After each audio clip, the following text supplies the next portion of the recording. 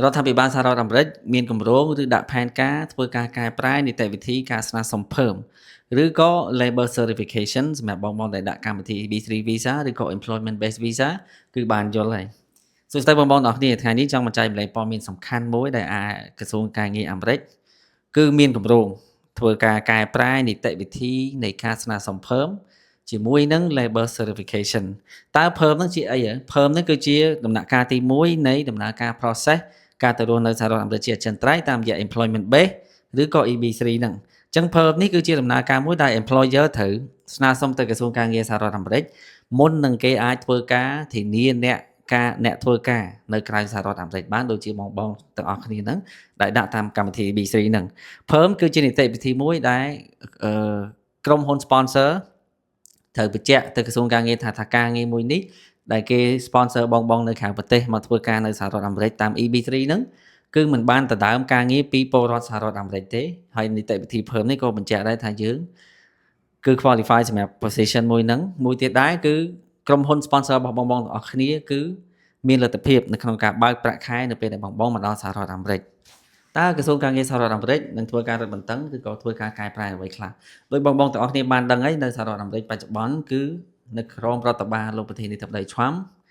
គឺ policy របស់គេគឺ American First គឺគេគិតផលប្រយោជន៍សហរដ្ឋអាមេរិកជាធំអញ្ចឹងនៅក្រសួងការងារសហរដ្ឋអាមេរិកគឺនឹងរឹតបន្តឹងជាងមុនទៅលើការ recruitment ដោយបងបានដឹងមុននឹង employer ធ្វើការ submit យើងស្នើសុំ labor certification គឺ employer នឹងត្រូវ run recruitment តាមរយៈ newspaper តាមរយៈការបិទនៅមុខអាជីវកម្មរបស់គាត់មុខហាងឬមុខរោងចក្ររបស់គាត់ហើយត្រូវមានផុសតាងច្រើនជាងមុនថាពួកគេឬក៏ក្រុមហ៊ុនដែលធានាបងហ្នឹងគឺលំបាកការងារហ្នឹងគឺលំបាកនៅក្នុងការរក US citizen ឬក៏ permanent resident មកធ្វើការពិតមែនហើយការកែប្រែដែលអាចរំពឹងនឹងកើតឡើងដែរនោះគឺក្រសួងការងារអាមេរិកគឺនឹងត្រូវផ្ដោតថាការងារទាំងអស់នេះធ្វើម៉េចត្រូវទុកឲ្យ US citizen ធ្វើការជាមុនសិនមានន័យថាគិតផលប្រយោជន៍អ្នកនៅសហរដ្ឋអាមេរិកជាមុននឹងអនុញ្ញាតឲ្យ employer ឬក៏ក្រុមហ៊ុន sponsor នីមួយៗអាចធ្វើការ sponsor អ្នកក្រៅសហរដ្ឋអាមេរិកដូចជាបងទាំងអស់គ្នាដាក់តាមកម្មវិធី EB3 ហ្នឹងសម្រាប់គោលការណ៍នៃការផ្លាស់ប្ដូរឬក៏នីតិវិធីនៃការផ្លាស់ប្ដូរថ្មីរបស់ក្រសួងការងារសហរដ្ឋអាមេរិកគឺមិនទាន់ចេញជាផ្លូវការទេនេះគ្រាន់តែជាការរំពឹងទុកថាអាចនឹងកើតឡើងប្រសិនបើគោលការណ៍ថ្មីឬនីតិវិធីថ្មីដែលក្រសួងការងារគ្រោងធ្វើការផ្លាស់ប្ដូរហ្នឹងចូលជាធរមានថាតើអាចនឹងមានផលប៉ះពាល់អីហើយផលប៉ះពាល់គឺមានជាពិសេសអ្នកដាក់តាមកម្មវិធី employment base គឺ EB3 នឹងឯងគឺទី1ក្រសួងការងារនឹងរឹតបន្តឹងជាងមុនលើការត្រួតពិនិត្យមុននឹងឲ្យ labor certification មកយើងឬក៏ហៅថា LC ហ្នឹងមកយើងទី2 employer ដែលជាក្រុមហ៊ុនធានាបងទាំងអស់គ្នានឹងត្រូវ submit ផុសតាងឬក៏នឹងត្រូវចំណាយធនធាននៅក្នុងការផ្សព្វផ្សាយនិង submit ផុសតាងបកគលផុសតាងច្រើនជាងមុនទៅឲ្យក្រសួងការងារសហរដ្ឋអាមេរិកមុននឹងគេអាចធ្វើការ approve LC របស់យើងដែរទី3គឺនឹងអាចមានករណី audit ឬក៏ deny នៅឯក្រសួងការងារសហរដ្ឋអាមេរិកនឹងច្រើនជាងមុនដែរដោយសារតែគោលបំណងនៃក្រសួងការងារអាមេរិកនៅក្នុងការផ្លាស់ប្ដូរនីតិវិធីគឺដើម្បីការពារការងារជូនពលរដ្ឋសហរដ្ឋអាមេរិកមុនហើយដើម្បីក្រសួងការងារសហរដ្ឋអាមេរិកចង់ធ្វើការកែប្រែនីតិវិធីឬក៏លក្ខន្តិកៈនៅក្នុងការស្នើសុំփើមឬ labor certification នឹងនៅពេលនេះបើតាមការលើកឡើងរបស់ក្រសួងការងារសហរដ្ឋអាមេរិកនីតិវិធីក្នុងការស្នើសុំփើមឬក៏លក្ខន្តិកៈនៅក្នុងការស្នើសុំ labor certification បច្ចុប្បន្នគឺធ្វើឡើងតាមនីតិវិធីដែលមានឡើងតាំងពីឆ្នាំ2004មកម្លេះដែលជានីតិវិធីចាស់កម្រិលហើយក្រសួងការងារសហរដ្ឋអាមេរិកថាគឺមិនសមស្របទៅនឹងទីផ្សារការងារនៅសហរដ្ឋអាមេរិកបច្ចុប្បន្នមួយទៀតដែរនោះពិសេសជាងនេះទៅទៀតដែរនោះគឺនៅក្នុងរដ្ឋបាលលោកប្រធានាធិបតីថ្មីគឺគេផ្ដោតទៅលើអាមេរិកមុន American First ចឹងក្រសួងការងារសហរដ្ឋអាមេរិកចង់ធ្វើការកែប្រែដើម្បីរឹតបន្តឹងធ្វើម៉េចឲ្យការងារ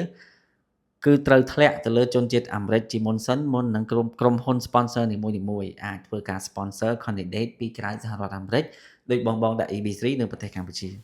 សម្រាប់អ្នកដាក់កម្មវិធី EB3 Visa គឺសម្រាប់បងដែលបានដាក់ពាក្យហើយគឺនៅតែប្រើប្រាស់នីតិវិធីចាស់ដដែលមិនមែនមានន័យថាគេផ្លាស់ប្ដូរនីតិវិធីថ្មីនេះចូលជាធរមានហើយប៉ះពាល់ដល់បងទាំងអស់គ្នាទេប៉ុន្តែអាចនឹងប៉ះពាល់សម្រាប់បងដែលមិនទាន់ដាក់ពាក្យនៅពេលដែលនីតិវិធីនេះចេញមកចឹងជាសរុបមកវិញកម្មវិធី EB3 Visa អត់បានបិទទេកម្មវិធីទៅរស់នៅអាមេរិកជាអចិន្ត្រៃយ៍តាម EB3 ក៏អត់បិទដែរហើយការស្នើសុំ Labor Certification សម្រាប់អ្នកដែលដាក់ពាក្យហើយក៏ដំណើរការធម្មតាដែរតាមនីតិវិធីចាស់នៅពេលដែលនីតិវិធីថ្មីចេញមកនៅពេលណាក្រុមហ៊ុនយើងនឹងផ្ដល់ចម្លើយនឹងផ្ដល់ជា វីដេអូជូនបងៗទាំងអស់គ្នាដើម្បីស្វែងយល់អំពីនីតិវិធីថ្មី